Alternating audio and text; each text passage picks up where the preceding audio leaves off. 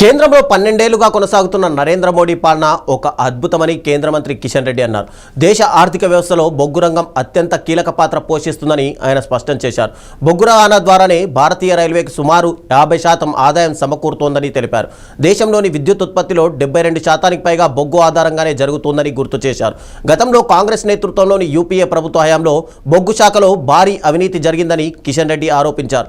బొగ్గు గనుల కేటాయింపుల్లో పెద్ద ఎత్తున కుంభకోణాలు చేస్తున్నాయని విమర్శించారు.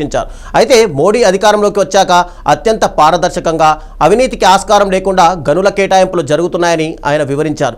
దేశాభివృద్ధిలో బొగ్గు రంగం ప్రాముఖ్యతను గుర్తించి దాని పురోగతికి తమ ప్రభుత్వం కట్టుబడి ఉందని కిషన్ రెడ్డి ఉద్ఘాటించారు. అత్యంత విప్లవాత్మకమైనటువంటి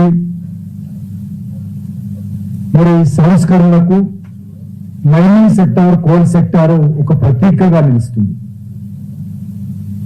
ఈరోజు కోల్ సెక్టార్ అంటే 5 లక్షల మందికి మేము డైరెక్ట్ గా ఉద్యోగాలు కల్పిస్తున్నాం. ఒక 25 లక్షల మందికి పరోక్షంగా ఉద్యోగాలు కల్పిస్తాము.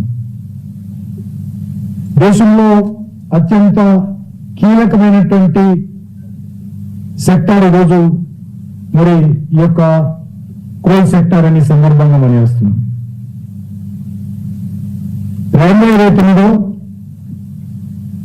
రైల్వేకి సంబంధించినటువంటి ఫ్రైట్ రెవెన్యూ 51% మా కోల్ సెక్టార్ ద్వారా వస్తుంది. రైల్లో ప్యాసింజర్ ద్వారా లాస్ ఉంటుంది. ఆల్మోస్ట్ 51% ప్యాసింజర్స్ కు, అది ఫస్ట్ క్లాస్ ప్యాసింజర్ కానీ లేక ఆర్డినరీ ప్యాసింజర్ కానీ 51% సబ్సిడీ ఇస్తారు రైల్వేలో ప్రయాణించేటువంటి వాళ్ళకి ఈ రోజు వరకు కూడా. కానీ ఈరోజు రైల్వేకి ఆదాయం కూర్చేటువంటి అతిపెద్ద సెక్టార్ ఈరోజు కోల్ సెక్టార్. 51% రెవెన్యూ మేము రైల్వే రంగాన్ని కల్పిస్తాము. అంటే ఆల్మోస్ట్ సుమారు 90,000 కోట్ల రూపాయలు ప్రతి సంవత్సరం రైల్వేకు చెల్లించడం జరుగుతూ ఉంది. మనకు తెలుసు కోల్ సెక్టార్ అంటే గతంలో ఏ రకంగా ఉండేది. కోల్ సెక్టార్ అంటే కోల్ ఉత్పత్తి కాకపోయేది, అవినీతి, అక్రమాలు, థర్మల్ పవర్లు మూతపడ్డము, అరకొర విద్యుత్తు ఈరోజు దేశంలో ఉండేది. కానీ వీటన్నిటిని కూడా అధిగమించి ఈరోజు 72% భారతదేశంలో ఉత్పత్తి అవుతున్నటువంటి విద్యుత్తు కోలు ఆధారితమైనటువంటి థర్మల్ ప్లాంట్ ద్వారా ఈరోజు విద్యుత్ ఉత్పత్తి చేస్తా ఉన్నాం. విద్యుత్తు మనిషి జీవితంలో భాగమైంది. విద్యుత్తు లేకుండా మీకు అందరికీ తెలుసు ఏ పని జరగదు. మీ చేతిలో ఉన్నటువంటి సెల్ ఫోన్ నుంచి మొదలు పెడితే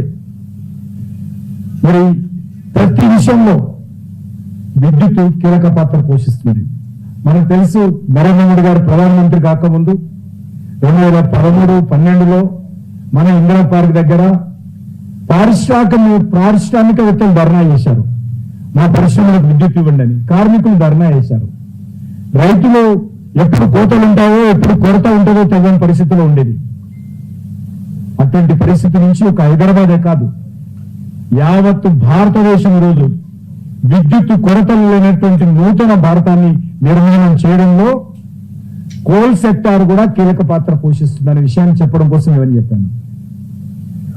గతంలో ముఖ్యంగా కాంగ్రెస్ హయాంలో కోల్ అంటే స్కామ్స్, అవినీతి, కుంభకోణాలు, అసమర్థత, అనిశ్చితకు కేర్ ఆఫ్ గా ఉండేది.